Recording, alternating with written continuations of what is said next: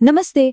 आज बात करते हैं भारत की नई शिक्षा नीति 2020 के एक बहुत ही जरूरी पहलू की, और वो है व्यावसायिक शिक्षा यानी वोकेशनल एजुकेशन। तो चलिए जरा गहराई से समझते हैं कि ये आखिर है क्या। ये सवाल काफी बड़ा है ना? कि क्या हमारी डिग्रियां हमें सच में नौकरियों के लिए तैयार कर रही हैं? भारत जैसे देश में जहां करोड़ों युवा हैं, ये सवाल तो और भी ज्यादा जरूरी हो जाता है।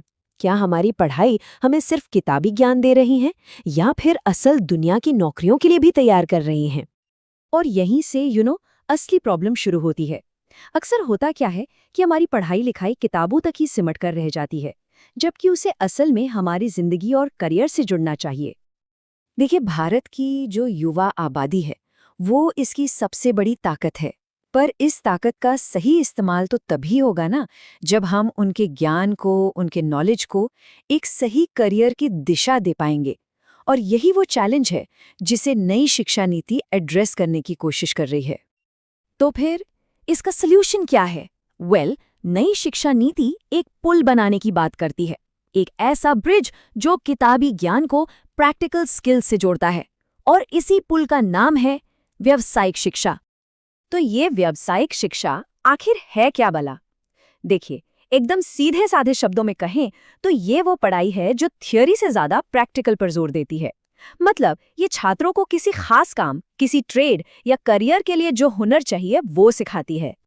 और ऐसा नहीं है कि ये सिर्फ कुछ पुराने पारंपरिक कामों तक ही सीमित है। नहीं, इसका दायरा काफी बड़ा और इंटरेस्टिंग है। इसमें आपको हेल्थ केयर और आईटी जैसे मॉडर्न फील्ड्स मिलेंगे, तो वहीं दूसरी तरफ एग्रीकल्चर, फैशन डिजाइनिंग और मीडिया जैसे क्रिएटिव फील्ड्स भी शामिल हैं। अच्छा, तो नई शिक्षा नीति का एक्शन प्लान क्या है? काफी क्लियर है। सबसे पहले व्यावसायिक शिक्षा की शुरुआत अब छठी क्लास से ही हो जाएगी। इसमें इंटर्नशिप और हैंड्स ऑन ट्रेनिंग पर खास जोर रहेगा, ताकि बच्चे सच में काम करना सीखें। और हाँ, आत्मनिर्भर भारत के सपने को पूरा करने के लिए जो हमारी लोकल कला है, जो शिल्प हैं, उनको भी बढ़ावा दिया जाएगा। तो जो सबसे बड़ा बदलाव है, जो सबसे ज़रूरी बात है, वो ये है कि पढ़ाई का पूरा फ़लसफ़ा ही बदल रहा है। अब सिर्फ रट्टा मारने पर जोर नहीं होगा, बल्कि करके सीखने पर, यानी लर्निंग बाय डूइंग पर फोकस किया जा रहा है। अब स्क्रीन पर ये जो नंबर दिख रहा है 50%, ये बहुत बहुत ज़रूरी है। इसे ज़रा ध्यान में रखिएगा, क्योंकि इस पूरी पॉलिसी का जो लक्ष्य है ना, वो इसी नंबर के इर्द गिर्द घूमता है। जी हाँ, सरकार का टारगेट है कि 2025 तक स्कूल और कॉलेज जाने वाले कम से कम 50% यानी आधे स्टूडेंट्स को किसी न किसी तरह की व्यावसायिक शिक्षा से जोड़ा जाए। ये एक बहुत बड़ा और एम्बिशियस गोल है, इसमें कोई शक नहीं। देखिए, जब भी कोई इतना बड़ा बदलाव आता है तो उसके दो पहलू होते ही हैं। कुछ जबरदस्त फायदे और कुछ उतनी ही बड़ी चुनौतियां। चलिए एक एक करके दोनों को समझते हैं। फायदों की बात करें तो सबसे बड़ा फायदा तो यही है कि इससे रोजगार के मौके बढ़ेंगे। स्टूडेंट्स जब पढ़ाई पूरी करेंगे तो वो जॉब रेडी होंगे। और सोचिए, जब पढ़ाई सीधे काम से जुड़ेगी तो शायद जो बच्चे बीच में ही स्कूल छोड़ देते हैं, उनकी संख्या भी कम हो।